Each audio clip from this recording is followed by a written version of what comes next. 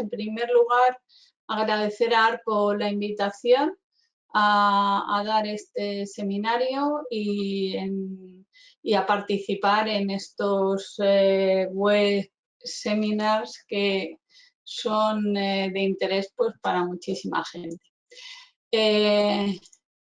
A ver si... bueno, estas primeras son de introducción de temas en los que ARPO normalmente trabaja, el Instituto Eduardo Torroja, donde yo realizo mi trabajo y soy jefe de la unidad de ensayos químicos y físico-químicos, donde trabajamos fundamentalmente en hormigón y en patología de hormigón.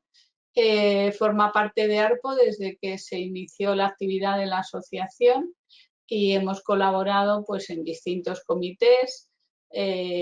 Como ya nos conocemos muchos, supongo, aunque no veo a los asistentes, pero vamos, somos un mundillo relativamente pequeño. Bueno, el webinario que voy a dar hoy es sobre las alteraciones físico-químicas en el hormigón. Normalmente se tiende a tener mucha más información o muchos más trabajos en ARPO sobre temas de corrosión que sobre temas de reacciones expansivas o de alteraciones físico-químicas. Pero bueno, como veréis ahora en unos momentos, realmente también tienen mucho interés y mucho interés en el tema, por supuesto, de la reparación y rehabilitación. Este es el contenido de la charla. Vamos a hacer un repaso relativamente rápido. Estaba viendo la hora para no pasarme porque realmente tengo muchísima información. Voy a abordar fundamentalmente temas muy visuales y muy de fotografías y no yendo a la base de las reacciones químicas, porque eso se puede encontrar en cualquier libro y además no creo que sea el foro en este momento para entrar en esos temas profundamente. Pero sí que espero que al final de la charla tengáis una idea de cuáles son los aspectos fundamentales de las alteraciones físico-químicas y cómo abordar cuando encontramos síntomas de ese tipo de alteraciones, que luego hay que verificar que lo sean o no. En principio, todas estas alteraciones son debidas, igual que en el caso de la corrosión también, evidentemente, cuando las estructuras de hormigón están en interacción con el medio ambiente, que es la forma más habitual en la obra civil, los materiales y las estructuras o elementos estructurales se ven afectados por esta interacción. Normalmente cuando están protegidos es cuando menos surgen este tipo de alteraciones, pero si estamos expuestos al medio ambiente, como ya sabéis, el hormigón no es un material que esté estable, sino que es estable pero está evolucionando en el tiempo, se sigue produciendo procesos de hidratación y también de interacción con el medio ambiente por temperatura, por cargas, por viento, por entrada de agresivos, etc. Y sobre todo por el agua. O sea, vamos a ver que como nexo común en prácticamente todas las alteraciones, bueno, yo diría que todas las alteraciones físico-químicas, vamos a tener como vehículo de alteración el agua, ¿vale? Entonces, en el caso de los procesos físico-químicos en el hormigón, si hacemos a ver, es que esto es muy sensible. Si hacemos un esquema de distintos tipos de alteraciones, las alteraciones físico-químicas serían de las últimas en aparecer.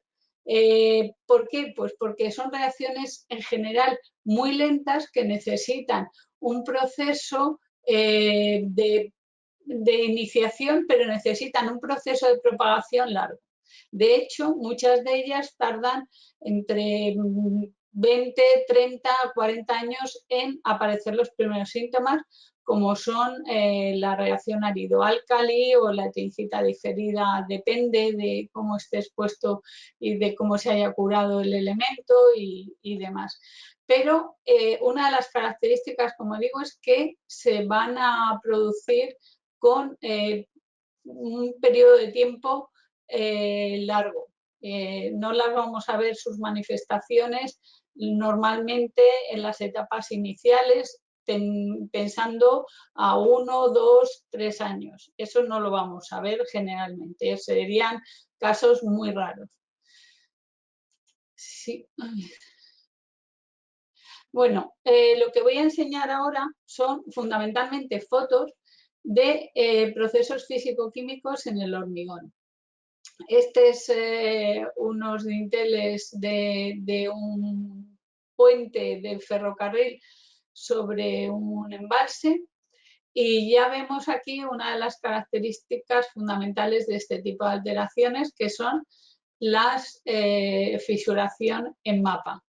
Esta fisuración en mapa o en ramificada, como queramos llamarla, es típica de alteraciones que son que no tienen una dirección preferencial y por tanto no vamos a ver una fisuración o una alteración con un patrón determinado, sino que vamos a ver esta ramificación o en este caso este tipo de fisuración en la que además se ve la salida de geles y de depósitos alrededor de las fisuras. En este caso el hormigón está carbonatado y por tanto tiene un color muy blanco y los productos de reacción que salen son oscuros, pero podemos ver otros aspectos como es este, en el que tenemos el hormigón con colonización orgánica de microorganismos en la superficie y por tanto alrededor de las fisuras lo que se ve es una decoloración del material, del hormigón, porque en este caso que es ácido-álcali, lo que se produce es una limpieza de los productos o de las colonizaciones orgánicas por un ambiente muy alcalino o una inhibición de la colonización orgánica. También podemos ver, digamos, síntomas secundarios o indirectos, como es el caso en este petril de una presa, en el que vemos la apertura o desalineación de juntas. También rotura en las juntas de tongada, en esta pila, también en una presa. Vais a ver que muchísimos de los ejemplos que pongo y de las cuestiones que comento están referidas a presas. Básicamente porque las presas son, por una parte, elementos singulares en cuanto a la necesidad de tener una seguridad garantizada para evitar riesgos y para evitar accidentes, y por otra parte porque también favorece determinadas reacciones físico-químicas el que estemos trabajando con grandes volúmenes de hormigón. Entonces, son estructuras que tardan mucho en mostrar las alteraciones físico-químicas, pero que luego son en las que evolucionan de una forma más complicada porque además no se puede sustituir de forma fácil, vamos, se puede demoler y de hecho hay casos en los que han demolido las presas, pero no hay forma de sustituir parcialmente. Otro síntoma que podemos ver no está precisamente asociado a reacciones de ácido-álcali, sino en este caso a hielo de hielo, es una pared de una presa en la que se ve pérdida superficial de material. Aquí, sí. esta la he puesto para que veáis que, claro, como es una interacción con el medio ambiente y es muy significativo a qué situación está expuesto el hormigón, en una misma parte de la presa, la zona de carrera de marea, donde hay una subida y bajada del nivel y del agua, perdón, y una interacción más importante del agua y de la humedad entrando en el hormigón, es donde se ve básicamente la alteración, mientras que en la parte superior, que aunque a lo mejor internamente puede tener también alteración, es un punto menos singular. Es decir, que hay puntos dentro de tener alteraciones físico-químicas que son más críticos que otros. Esto es un petril de una presa también, y también vemos la ramificación de las fisuras, en este caso lo mismo, con una colonización orgánica. En otras ocasiones ni siquiera vemos la alteración en forma de mapa o ramificada, sino que según cómo estén el elemento o la estructura sometida a cargas mecánicas o a las condiciones de compresión o de tracción, pueden aparecer fisuras bastante direccionales que en realidad están originadas... Ay, están originadas por la aparición en el interior o la debilitación del hormigón en el interior debido a las reacciones expansivas.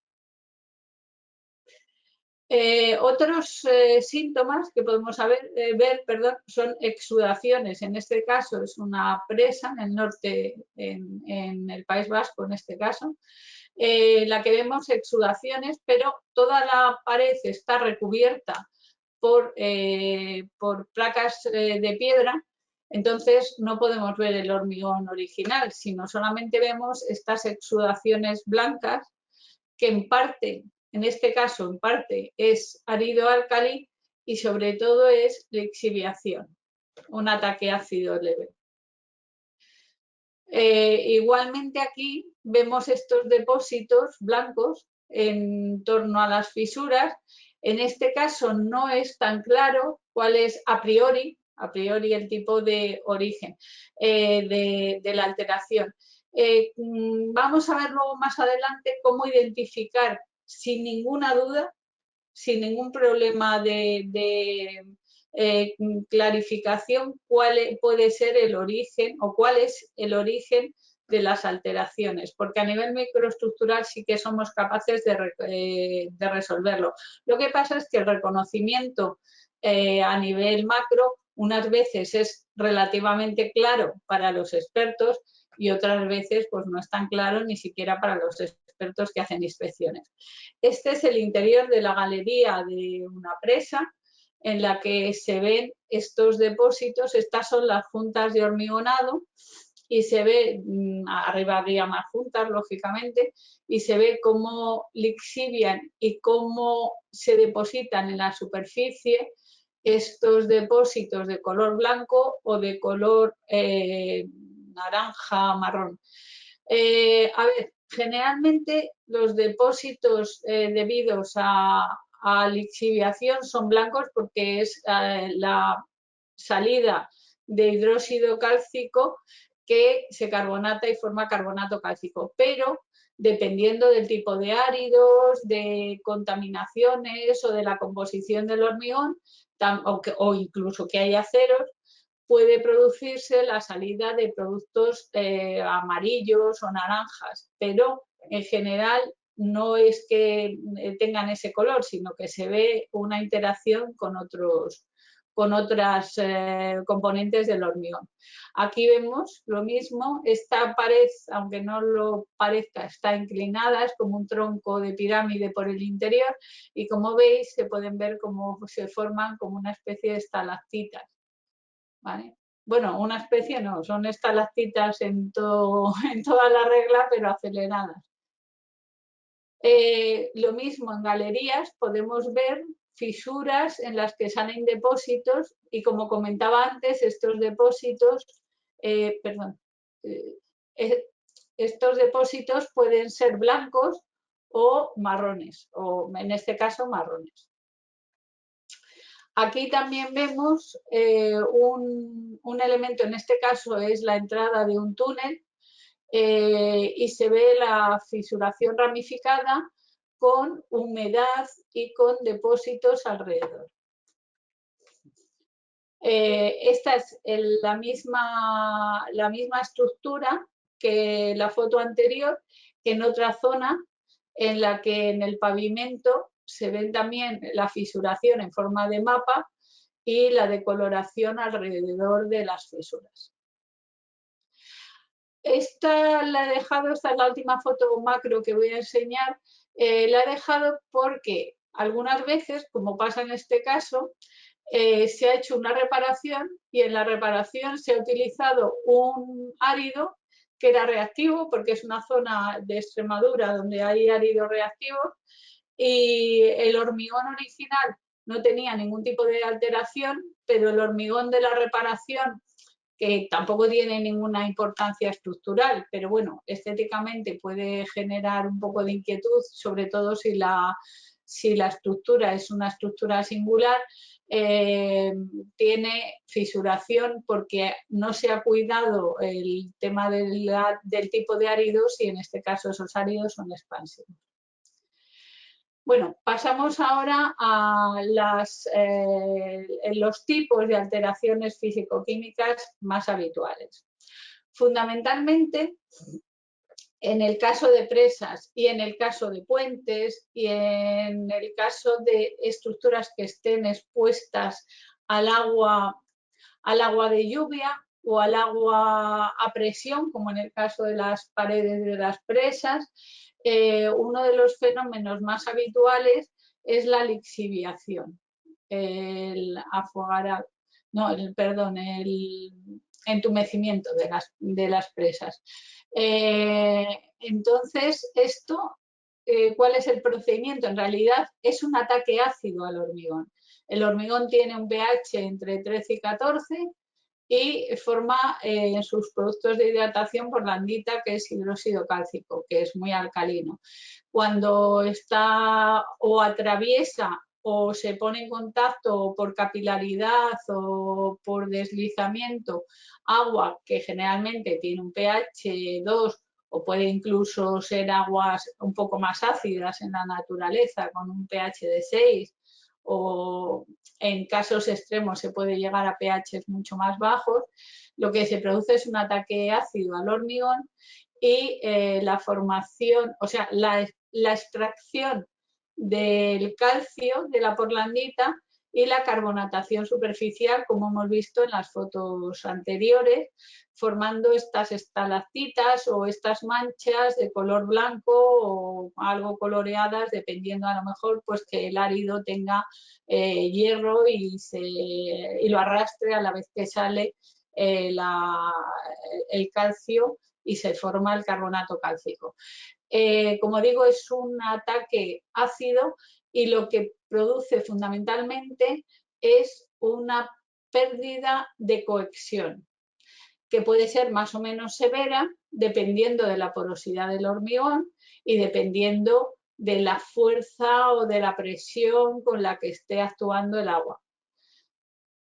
Esto es súper típico en el interior de presas y en las superficies externas y se ve muy habitualmente. Estas alteraciones lo que bajan es la alcalinidad de los elementos o de las estructuras y la resistencia, la rigidez, porque al final hacen una estructura más porosa.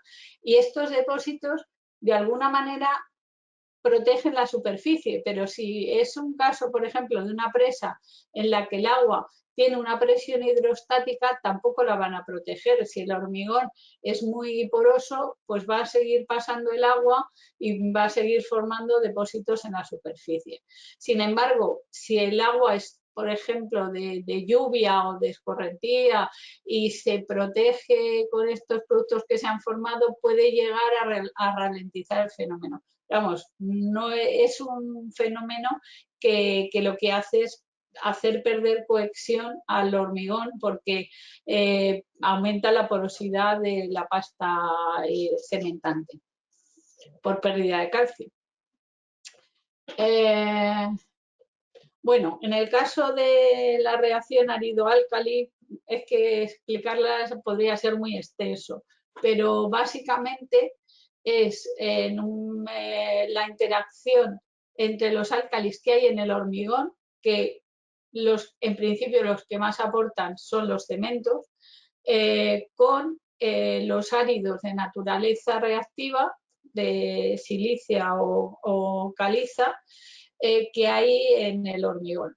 Normalmente la reacción álcali-carbonato, aunque se incluye en estas alteraciones, no está demostrado y hay muchísima discusión sobre hasta qué punto se puede considerar una reacción de alteración del hormigón, digamos, general, porque hay muy pocos casos, están más a nivel de laboratorio y se ha demostrado que en muchas presas que se habían diagnosticado como con reacción álcali-carbonato, en realidad son rocas calizas que tienen inclusiones silíceas y son reacciones álcali-sílice. O sea, y luego al principio se distinguían álcali-sílice y álcali-silicato como dos reacciones diferentes que son un poco más en función de la velocidad de reacción, y ahora mismo ya nadie las separa. Hablamos de reacción álcali-sílice solamente. Como os digo, se produce debido a áridos que tienen una cristalinidad escasa o son directamente amorfos, áridos silícicos, y que interaccionan con los iones que hay en la fase porosa del hormigón con un pH alto, con un pH de 13 o 14, en la que los OH entran en los áridos amorfos o mal cristalizados y rompen la estructura de las cadenas de silicio, propiciando que se formen productos de mayor volumen de los que había inicialmente, de tal manera que el árido se fisura y salen los inicialmente productos tipo gel que luego pueden ir cristalizando. Pero como he comentado, estas alteraciones, los mecanismos, vamos a pasar bastante rápido porque hay, o sea, el contenido de la charla yo creo que es más interesante otras cosas que el mecanismo que se puede encontrar prácticamente en cualquier libro. En el caso del ataque por sulfatos, lo que tenemos es fundamentalmente la formación de tringita. Primero yeso secundario por la reacción de los aluminatos y de los aluminatos del cemento y en un pH bajo y con sulfatos en disolución, para formar primero yeso secundario y después tringita, que yo creo que en esta diapositiva sí está aquí abajo. Para formar directamente tringita, que tiene 31 o 32 moléculas de agua, es decir, que ya se ve que hay una inhibición importante de agua y se va a producir un aumento de volumen. Hay un caso específico que he dejado destacado, que es la reacción de las piritas, porque eso sí lo hemos visto en bastantes presas, sobre todo con árido granítico, que tienen inclusiones de piritas, o sea, de sulfuros o de pirrotinas, de piritas o pirrotinas en los áridos, y aunque pasen los ensayos de los áridos y sean negativos, esas pequeñas inclusiones de piritas o pirrotinas en los áridos calizos hacen que con el tiempo, o sea, 30 años, 35 años, haya una descomposición de las piritas o las pirrotinas y se forme sulfatos ferrosos, se descompongan para liberar el azufre y formar óxidos de hierro. En el caso de la hielo-deshielo, de las alteraciones por hielo-deshielo, en principio sería una alteración física, porque no se produce una neoformación de productos, sino que se forman, simplemente el agua cristaliza por baja temperatura y aumenta en torno a un 9% su volumen. También un poco por las restricciones que tiene el hormigón a ser rígido, puede llegar a eso o al 9% o algo menos. Y este aumento de volumen genera la formación de fisuras y la rotura del hormigón por la superación de la resistencia a tracción. En cualquier caso, no es simplemente un ataque físico, porque la composición de la solución de la disolución en poros se modifica con la formación de hielo y, sobre todo, cuando hay sales de deshielo, también se modifica no solo la temperatura de congelación del agua, sino toda la composición de los iones en la red porosa, lo que hace que haya fenómenos secundarios que pueden ser incluso más perjudiciales que cuando no hay sales de deshielo. El parámetro fundamental que permite que un hormigón sea durable frente a las heladas son la formación de burbujas de aire de tamaño y distancia controlada, que son los aireantes, los productos de inclusión de aire en el hormigón. Los factores que influyen.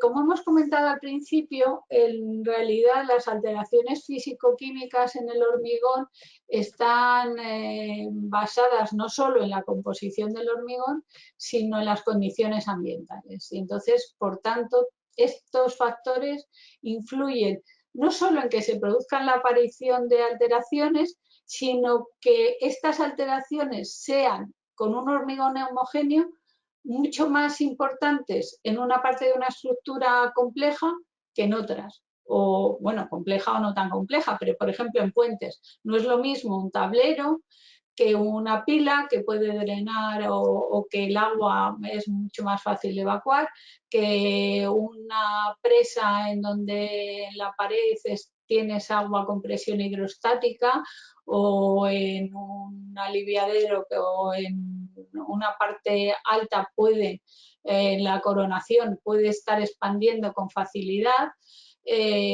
O sea que la manifestación e incluso la afección dentro de las propias estructuras no es homogénea, no tiene por qué ser homogénea y depende de las condiciones a que estén expuestos.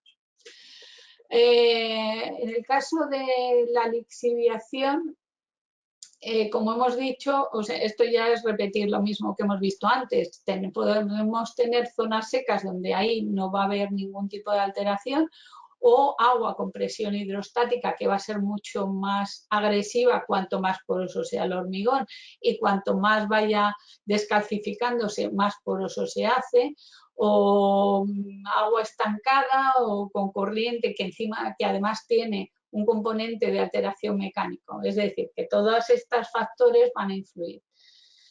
En el caso de la reacción árido-álcali, pues fundamentalmente tiene que haber tres factores que se den simultáneamente para que se produzca la reacción. Áridos reactivos, como hemos dicho en el caso de álcali-sílice, que es el que estamos tratando fundamentalmente, áridos amorfos o mal cristalizados, áridos tensionados, suficiente cantidad de álcalis. Si quitamos uno de los reactivos, pues no se va a producir la alteración, y agua o humedad suficiente en el hormigón. Si además aumentamos la temperatura, pues aceleramos algo la reacción. En el caso del ataque por sulfatos, pues también tenemos que tener simultáneamente tres factores para que se dé la reacción. La presencia de sulfatos interna, como en el caso de las piritas, o externa, como en un ataque por sulfatos en suelos sulfurosos o en presencia de aguas sulfurosas. Cementos con alto contenido en aluminato, de tal manera que tengamos el producto para que reaccione, que es el aluminato, y suficiente cantidad de agua. Ya hemos visto que la tringita tiene 31 o 32 moléculas de agua en su composición. Otra cosa es la tringita diferida, en la que no hay aporte de sulfatos externo, sino que se produce una inestabilización, es decir, no se llega a formar la tringita primaria, los sulfatos se quedan de forma inestable y cristalizan con el tiempo, en unas ocasiones produciendo expansión y en otras no. En el caso del hielo-deshielo, pues necesitamos que se produzcan temperaturas por debajo de cero, bastante por debajo de cero, para que se congele el agua, un inadecuado tamaño y distribución de poros, porque hemos comentado que los aireantes evitan esta alteración, si están bien distribuidos, y agua líquida en los poros capilares, porque estas alteraciones se producen a nivel capilar. ¿Cómo evolucionan las alteraciones en el tiempo? Aquí nos vamos a fijar fundamentalmente un poco más adelante en el árido álcali, por poner un ejemplo, porque si no, no podríamos abarcar todo, y mucho menos en un seminario de esta duración. Para explicar un poco cómo abordamos la vida útil de una estructura, si aplicamos la función de fiabilidad en el tiempo, esta es una función que se desarrolló para dispositivos industriales de fabricación masiva, pero bueno, que se puede aplicar también a estructuras singulares. Inicialmente tenemos una funcionalidad adecuada de la estructura, de la estructura en este caso, o del elemento estructural, y con el tiempo, y en este caso con la interacción con el medio ambiente, podría ir perdiendo su funcionalidad, y si se hace una reparación o una intervención, que es donde estaríamos interesados en esta charla, podríamos recuperar su funcionalidad y volver a alargar la vida útil.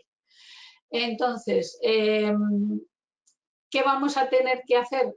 Trabajar en cada una de las etapas.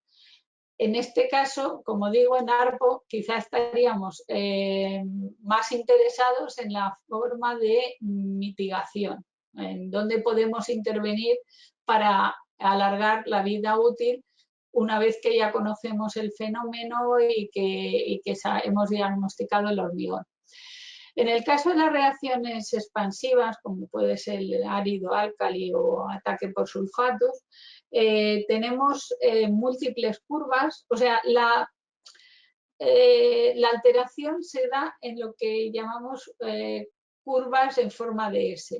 En este caso es la expansión / deterioro que se está produciendo, y entonces tendremos infinitas S en función de los materiales que compongan nuestro hormigón y en función de las condiciones medioambientales. De tal manera que para un mismo árido, esto simula, el azul es un tipo de árido que es más expansivo, por ejemplo, que el rojo, pero dependiendo de las condiciones medioambientales y de factores externos o internos, tendremos infinitas curvas que pueden acelerar o decelerar esa S.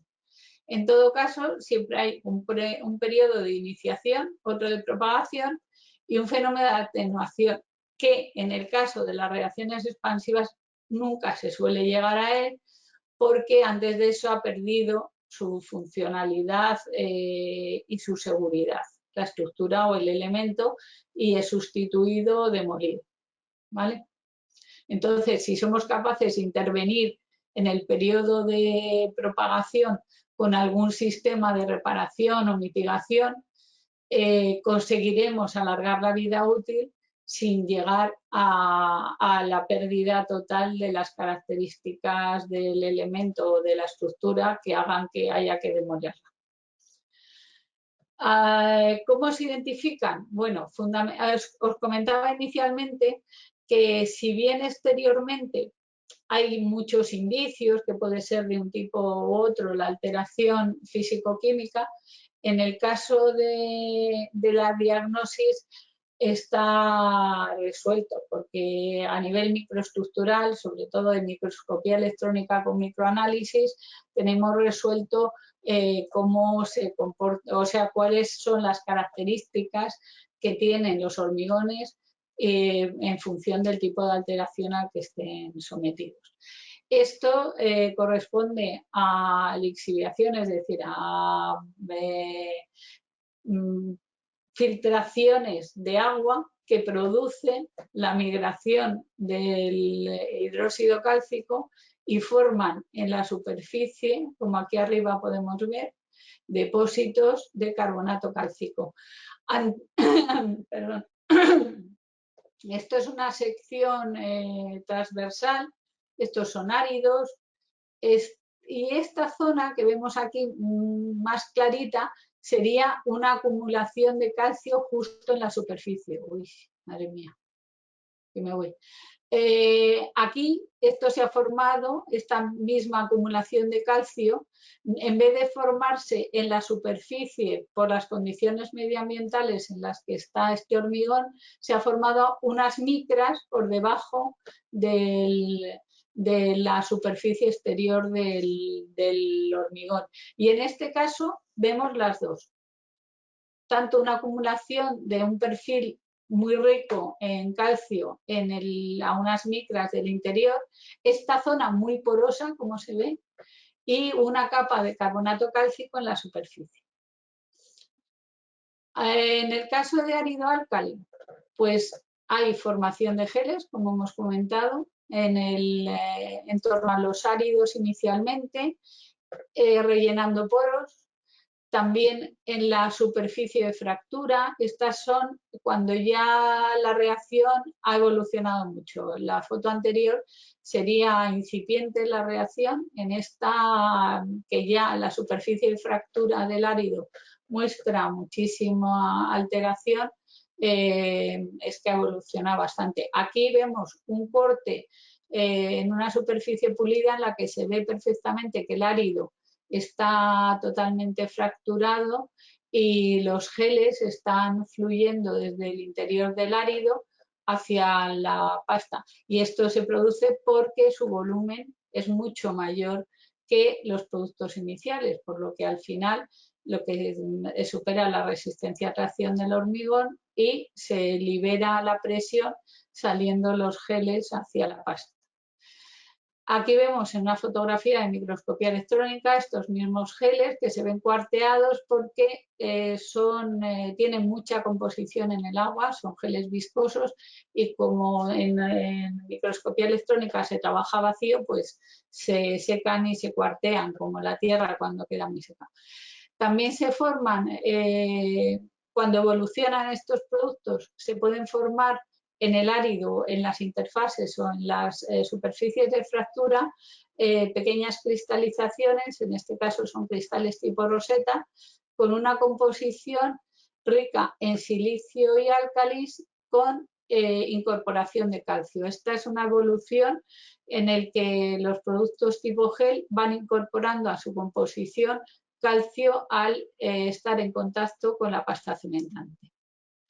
Esta es una foto de superficie pulida en la que el árido, que es bastante homogéneo pero es reactivo, a nivel superficial está generando la formación de geles que también están cuarteados por la desecación que fluyen por la pasta cimentante.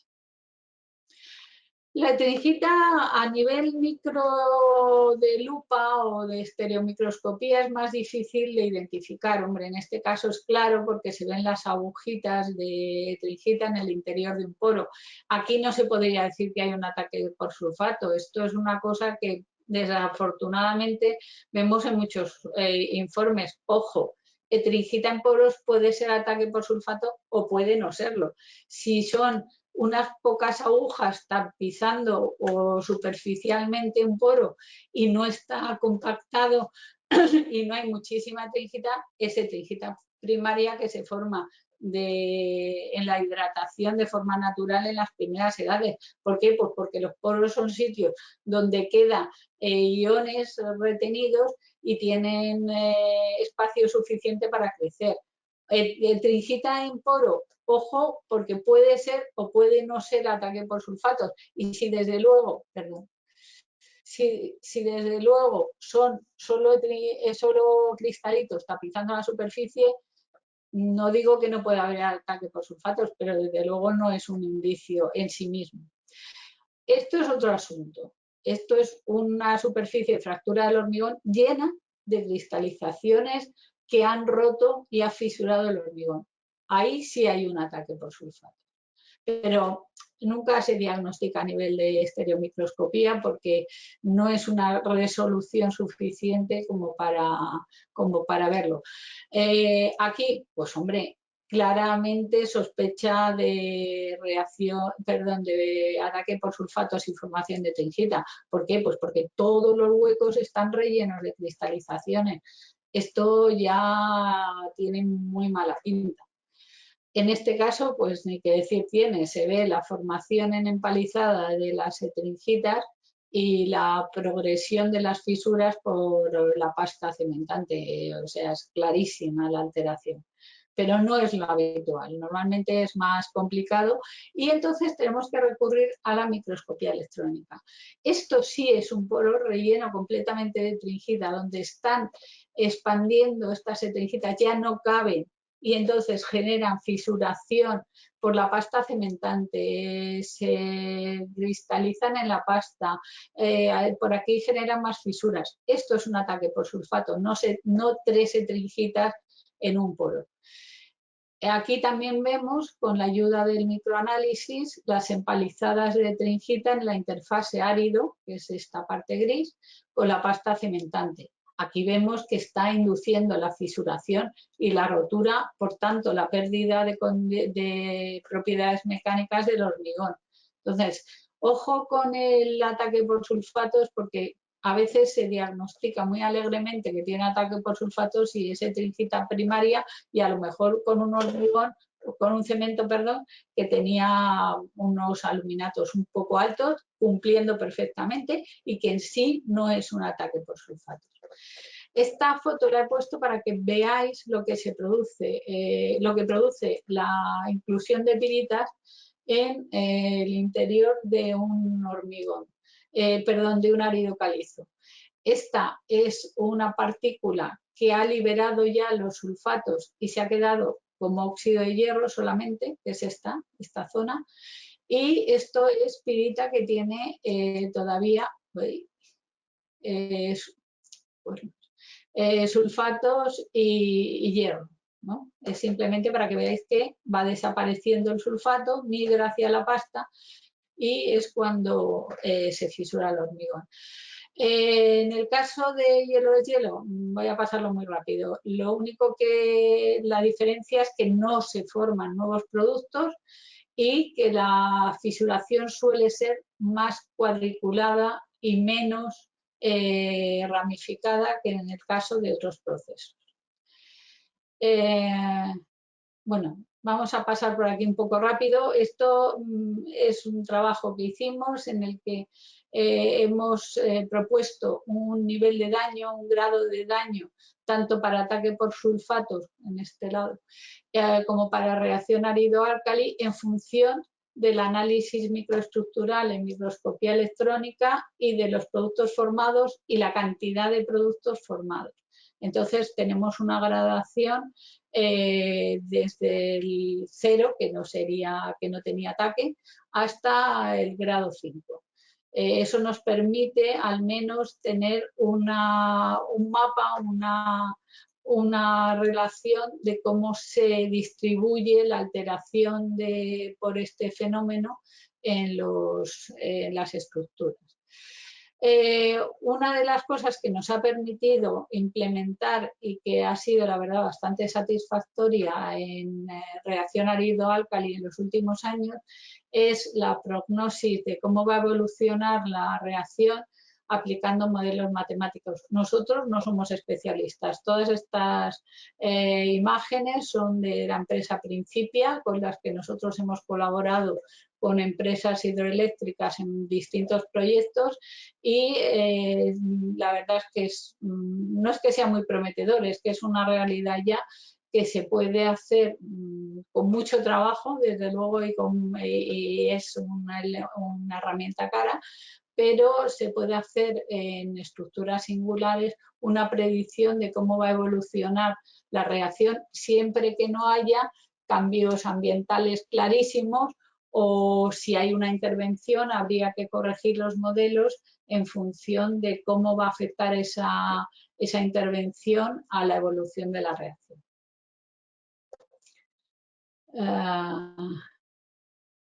No, aquí. Vale. Bien, es que digo, vamos un poco justos, pero no.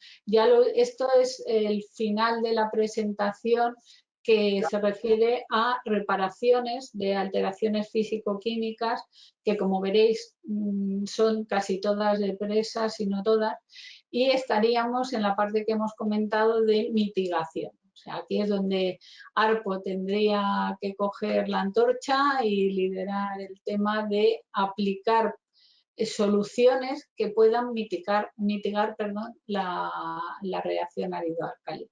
Hasta ahora, ¿qué es lo que se hace? Pues impermeabilización de superficies con resinas, impermeabilización parcial de paramentos, bueno, todo lo referente a la utilización de resinas también en fisuras, inyectando fisuras, el sellado de fisuras y juntas hongadas que estén abiertas, y luego se pueden hacer intervenciones secundarias, que eso se hace bastante en las presas, porque cuando expande el hormigón, una de las cosas que se produce es el acodalamiento de las compuertas. Entonces, una de las formas de mitigar un poco el tema es hacer cortes con diamante para ensanchar el carril de la compuerta y que no se acodale. Anclar para comprimir el hormigón, los cortes, los slatting cut, que en España se aplican, no mucho, yo creo que conozco 3 presas o así que lo han aplicado, pero Estados Unidos prácticamente es la única método. Bueno, Estados Unidos es muy grande. En la zona, por ejemplo, de Tennessee, que tienen muchas presas con reacción, Fontana y otras presas que ahora mismo no me acuerdo, en estas se ha aplicado en todas cortes el slatting cut, que lo que hace es liberar tensiones y va monitorizando cuando se cierran estos cortes, cómo se van cerrando, para volverlos a abrir y dejar que liberen la tensión y evitar que se fisure el hormigón de forma libre.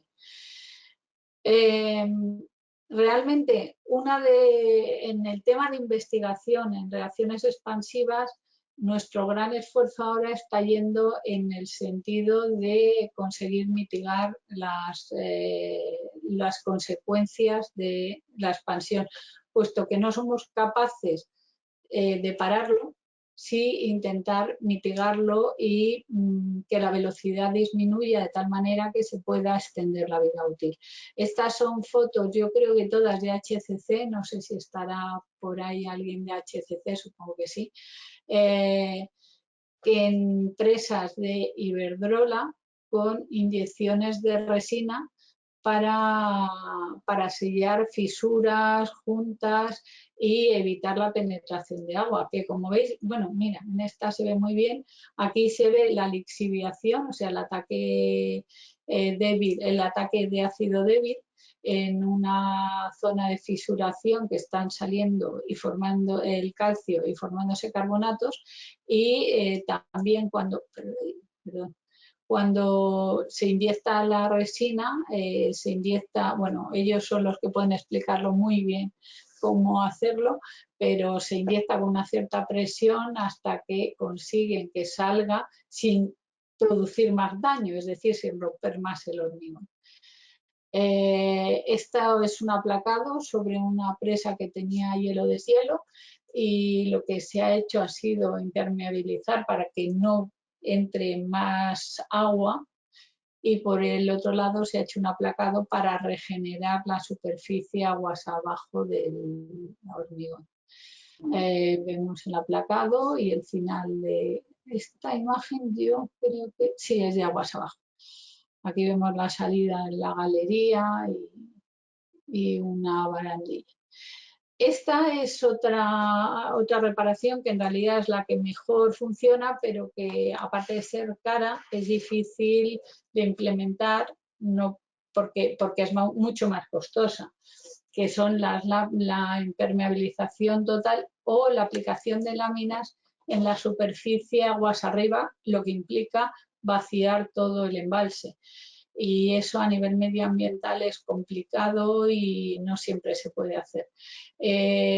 Aquí creo, sí, no sé si es una lámina de Carpi, vamos, yo conozco Carpi, pero ahí hay otros métodos. Si es la lámina, estas láminas se aplican a unos centímetros de la superficie del hormigón que está muy deteriorado y permiten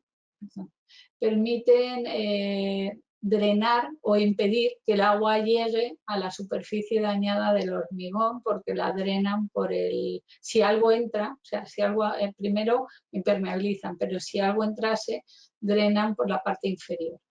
Y el final de cómo quedan es este. Han dado muy buenos resultados. Esta es una presa en Suiza. Claro, son presas pequeñas. Si lo piensan hacer en una presa americana, pues no sé si sería viable y yo creo que no. Una de África que tiene el volumen embalsado de todas las de España juntas. Pues hay presas en las que no sería económicamente ni técnicamente posible hacerlo. De hecho, estas son las conclusiones, pero bueno, un poco las he ido comentando durante la presentación, que el agua es digamos, el vehículo más habitual y sobre el que en general se puede trabajar aislándolo y que son reacciones y son procesos de alteración que es muy difícil parar y que no hay metodologías de mitigación todavía eficaces.